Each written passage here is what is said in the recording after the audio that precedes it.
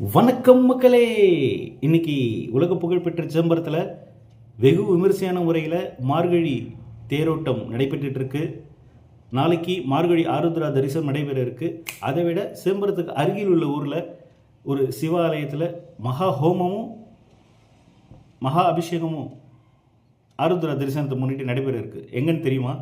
நம்ம சிதம்பரம் பக்கத்தில் இருக்கிற மேல்புவனகிரியில் மீனாட்சி உடனுரை வேதபுரீஸ்வரர் ஆலயத்தில் தான் நாளைக்கு மார்கழி ஆருத்ரா தரிசனத்தை முன்னிட்டு காலை 8:30 மணி அளவில் மகா ஹோமமும் 9 மணி அளவில் மகா அபிஷேகமும் நடைபெற இருக்குது. அதாவது கிட்டத்தட்ட ஒரு 700 ஆண்டுகளுக்கு முன்பு கட்டப்பட்ட கனக சபையில் 41 ஆண்டுகளுக்கு பிறகு, அதாவது நாளைக்கு இந்த மகா ஹோமம் மகா அபிஷேகத்துடன் சேர்ந்து மார்கழி ஆருத்ரா தரிசனம் சரியாக மதியம் 12 மணி அளவில் ஆனந்த கூத்தனாகிய வேதபுரீஸ்வரர் என்று அழைக்கப்படுகின்ற ஆனந்த நடராஜன் சிவகாம சுந்தருடன் இணைந்து பக்தர்களுக்கு ஆனந்த தாண்டவமாய் காட்சி தரும் தரிசன நிகழ்வு நடைபெற இருக்கு.